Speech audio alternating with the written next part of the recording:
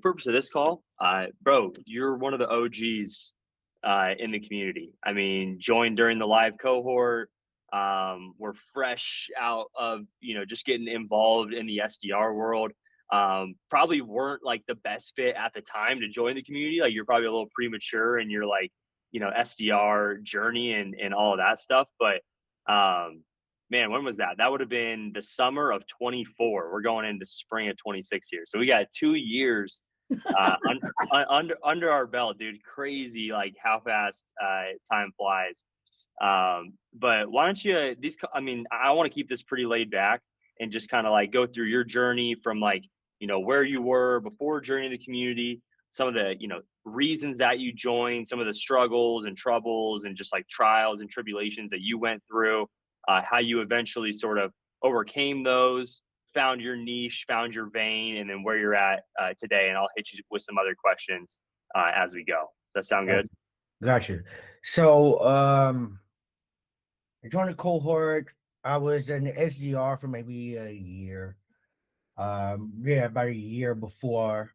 And then, just noticing like how the SDR system at most B2B SaaS companies are set up is. And what were you doing, just to give the audience, what were you doing before? IT. I was working in IT. Okay, so you're doing IT, and you've been doing IT for like a number of years, correct? Oh, yeah, like 8 years. Okay. And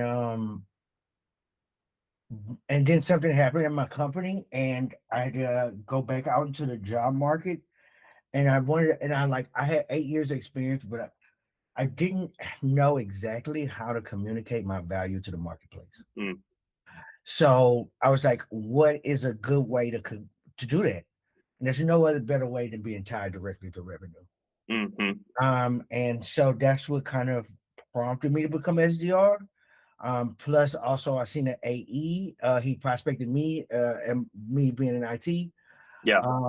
And this dude had a nice car, and I was just like, whoa, how you got that car, man? You know what I mean? You look my age. How you got that car? So he told me it was an AE, and hey, yo, dude, shout out to you for asking the question, right? I mean, not a lot of people actually like ask that question.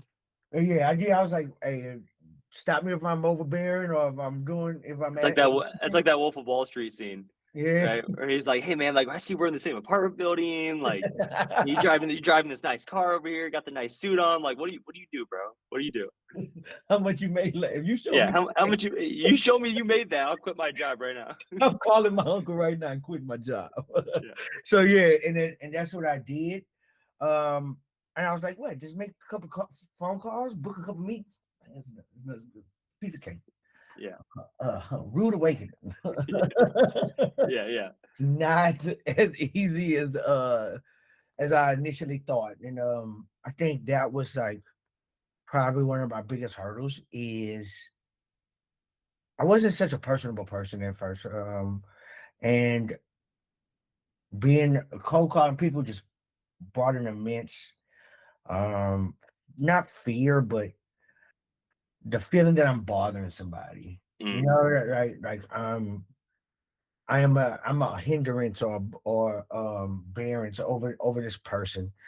So that was like my initial struggle, and it was very, very hard for me to break that until I landed on a product that I really enjoyed or something like that. And then that's what kind of made things click. And then I found, different techniques. The thing about it is like, it's just, sales development is forever changing. The landscape is just like forever. So what worked 6 months ago is not going to work today. Yeah. And so you got to forever be an adapter. You got to have adaptability to kind of move with the times. And from that job, I decided to go freelance. So this was when you were with Jamf? That was the first company I joined was Jamf. And you were full-time SDR there. And that would have been about the time that you joined the community as well. Would have been like towards the end. Yeah, because it looks like you wrapped up there April 24, and I think the cohort was around like May, June timeframe. Yeah. So as that ended, I became freelance, and I probably went on like a 2-year journey of that. Yeah. Talk a little bit about that. Like, like first off, like where did the community kind of add value to you in the beginning when trying to like figure out the direction to go, how to position yourself as a freelancer, a contract SDR, kind of find your vein or vertical? Okay, so number one, the community, the number one value driver was network. Mm, Um, the people I've met through the community are like have all led to like opportunities and just new um endeavors for me to like try out or to kind of like work in. And so I think I'm sorry. I think that's like number one. Number two was seeing other people doing it knowing it's possible. yeah, Um I think that's another thing. Like a lot of times that we look at like just you, like, okay, this one guy. But once yeah, I seen um Abanov, what's his name? yeah, yeah. Yeah, Abhinav, Steve, yeah, Patrick, right? right. Seeing all of them land their clients and start calling kind of motivated me. I landed some but I think the best ones came not when I was like looking for them. Yeah, They came when from a DM, just yeah. Or but from a off of referral or network. That's yeah, usually what yeah, happens. like Yeah, posting what I'm doing and like updating and like people seeing that I'm out here in the field and like calling every day, regardless of like wins. If I could tell you the number of days I called and like nothing happened, yeah, and it was more of those days than any. Um, I think I let that compound. yeah, Um, so my advice would be like if things not working, the definition of insanity is doing the same thing over and expecting a different result. yeah, So I had to reset and like okay, and ask myself, what am I? What skills do I bring?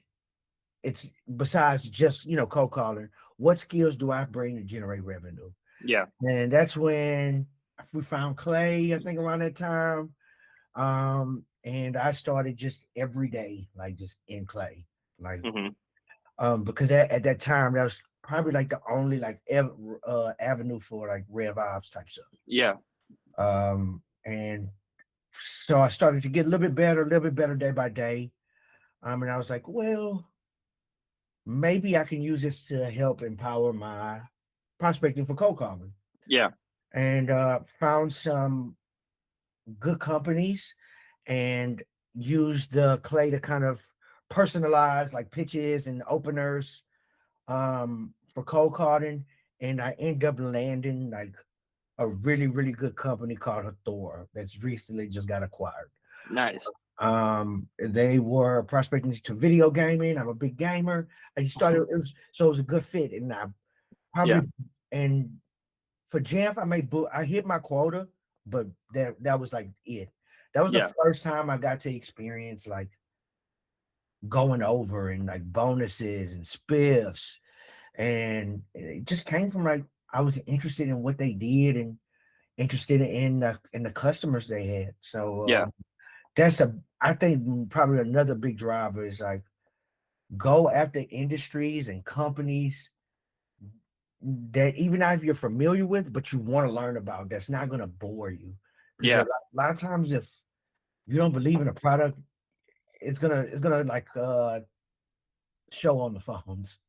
And how did you make? Because I know, like at the beginning, like people that join Super SDR do for a couple different reasons, and sometimes it's because they're really good at cold calling. They want to learn how to reposition that. Other times, they're just a really good SDR in whatever shape or form that might look like, and they want to figure out how do I just go out and kind of reposition myself and my skill set and what do I know how to do and where I can excel.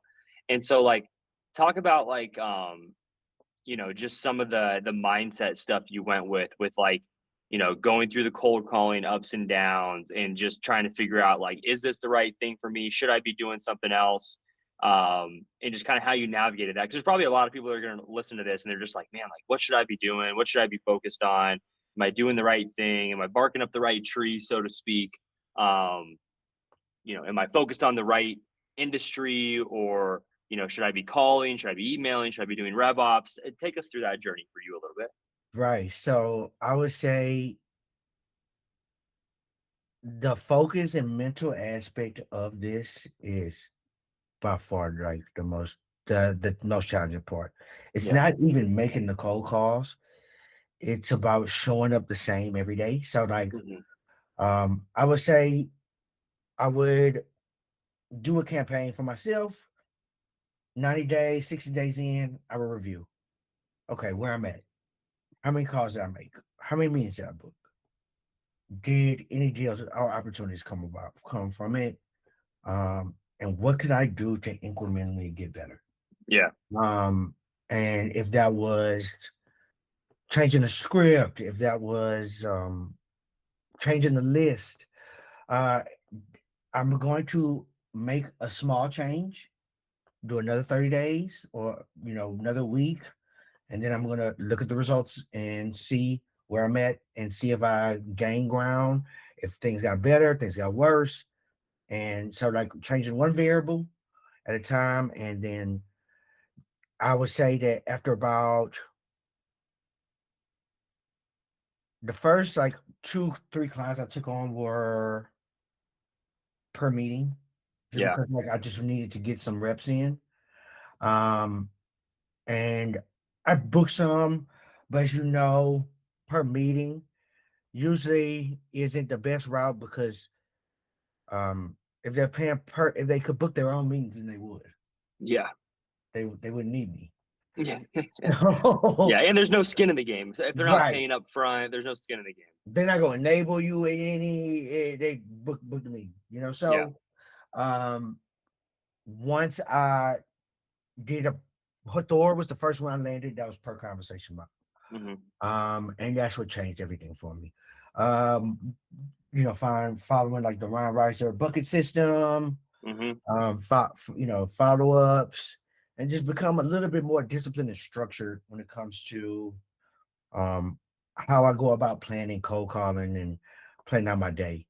Um, After the contract ended with Hathor, it's kind of when I joined a company called One Up, Mm. and from One Up, the CEO pulled me to the side and was like, dude, you run our clay instances, you run our partners' clay instances. Joe, I don't think you're an SDR. Yeah. And I was like, huh? Like, what do you mean? He was like, dude, he was like, you're with this new role as a GTM engineer. Like you Yeah. run our HubSpot, you do a lot of CRM stuff for us, and you cold call. But I feel like if you invested more into the DTM RevOps aspect, you'll get way more out of it. Yeah. And that advice kind of stuck with me. And then that's when I went full time, GTM engineer, and started with a cybersecurity startup called Ignite. They gave me a chance when nobody else did because this role was super, super, super new at the time, Yeah. right? Yeah. And It's just if anyone's watching this, they don't know what that is. A go-to-market engineer is essentially like it's the engineer version of a go-to-market person, right? So go-to-market isn't necessarily it's sales development, go-to-market. Like they're not exactly interchangeable. Um, but whereas an SDR might just like cold call, send cold emails, do LinkedIn outreach, a go-to-market engineer is really orchestrating the systems, the tools, the technology, the data.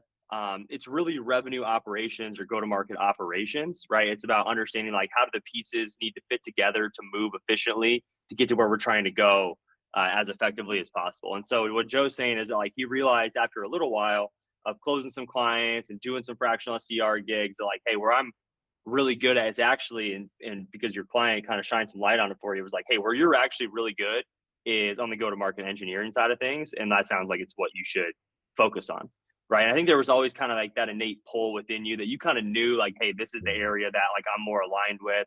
But there was also like you didn't want to feel like you were being, you know, uh, avoidant or being a pussy by not cold calling, right? It's like, hey, am I just trying to get out of calling by doing this stuff, or am I actually yeah, like good enough at this that I could just make a full-time thing out of this. So once you decided to kind of lean into what you were good at, talk to us about the results. Like, what have you been able to achieve? I know like getting to that 10K a month goal was Yeah, the yeah, number one yeah. goal for a long time. And I just checked with you yesterday. You told me you hit 15. I'm like, bro, you didn't even let me know you hit 10. So catch us up to speed on that. Yeah, so I think I applied like my GTM engineer skills, which is like niche list building, finding accounts and contacts that normally just wouldn't pop up in your CRM or Apollo, or Sure. a little more nuanced by using maybe like Google Maps, using certain directories and things like that.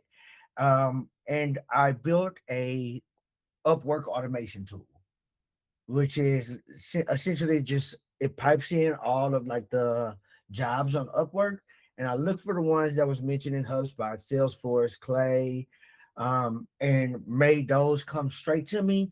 And then I used AI to spin up a kind of like proposal letter.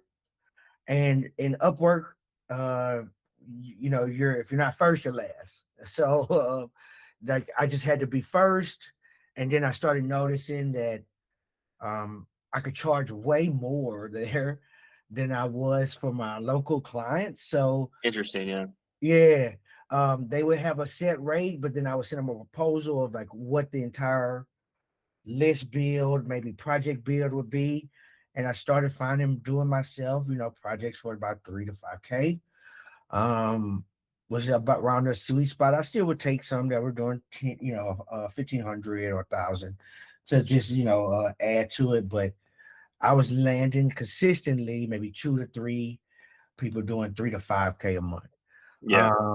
And that's how I hit like the goal. And it was crazy. I thought it would be like a feeling, Yeah. of like, man, I'm making this, Yeah. So, and then I didn't even realize it at one time. I remember, I think I showed you, I think when I was at 8 that month, Hmm.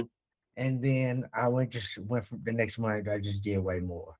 Yeah. Um, and I realized that if I just put my head down and not worrying so much about hitting 10K is when I Yeah. hit it. Yeah, it's like let me focus on just like getting more clients, making more per Yeah, client, yeah. getting them to stay longer, right? Getting them better results. Right, right. Um, I guess overall, like how likely would you be to recommend someone join the community if they're an SDR or a sales rep, or maybe even someone that's just like looking to, how do I best reposition, whether it be their go-to-market engineering skills?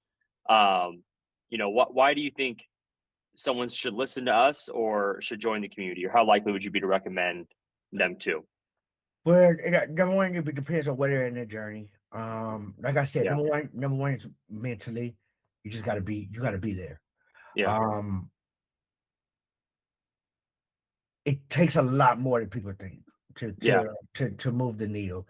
So if you're a concrete soldier in your head, not 10 out of 10, join the community. Yeah. Um, I would prefer that I would have joined with a little bit more experience.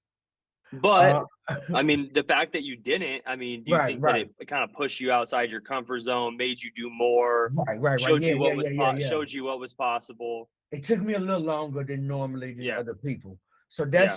it took my journey was just a little bit longer. Yeah. That's why I just said that I wish I would have had, but that's just Yeah. basic. That's best Yeah. case scenario. Yeah. Obviously, um, I'll do it all over again. Yeah. Yeah. Yeah, you found your thing, bro. You found like the Yeah. vein that you can exist in, the vertical, like what you're good at, and you figured out a way to take the skill set that you had, get better at it, and turn it into 15K a month in income for yourself, right? Which is more than you were ever making at a job. Way It's more than you were making last year, way right? And so, I mean, I can say like the evolution that I've seen of you and just like your mindset and your outlook, your positivity level, like there's a lot of times where like, and I get this way equally, and everyone does, right? Where it's just like it's hard to see like what's on the other side of this, right? Like, bro, oh, when are things gonna change? Like, I'm yeah. grinding, I'm calling, I'm working with clients. Like, when is this actually going to turn into something that is worth it? Um, And so I mean, it took what it took, but it's been awesome to see the journey that you've been on. You're building a brand for yourself, building a name for yourself. And so, Yeah. dude, you got And, your whole life if I ahead of could you. have And done, yeah, I got it recorded. yeah, There's called the first call with me, you, and Ryan. yeah, And the number one thing I wanted was authority. yeah, I I wanted to staple a name for myself because a lot of people, I guess, didn't think I was qualified to do what I did. yeah, And yeah, like now the amount of inbound I have yeah, and people that feel like I'm an expert in the space just yeah. from the content I drop and the templates and workflows and things that I show that how I help people. Um, I Crazy feel how like when I you really share can. your thoughts, you become a thought leader. Yeah. Right. And it's like, you don't have to be right or be the best, but if you share your thoughts and which is the videos, the content, showing people what you're doing, it's interesting how people just start to see you as a thought leader. Right. It Right. was like, I was probably not the most qualified to start showing people how to become fractional SDRs when I started doing it, but just by doing it, I became a thought leader in that space. And then over time, you just learn like, well, what is the best way to like take someone 0 to 1, help them find clients, position themselves, go out and work for themselves. And you just figure out the path. But this is awesome, brother. I really appreciate it. I don't want to take up any more of your time. I'll get this edited up, send it over to you before I publish it out. But thank you, man. I appreciate it, and No problem, man. it's been great watching you grow, bro. And Likewise, man. looking forward to getting your services in the community. And if anyone watching this joins the community and you want some done for you list building, our boy Joe is gonna hook you up on the back end. So, Thanks all again. Thanks right, again, everyone. man. Thanks for everything, man. Yeah, see you, bro. All right.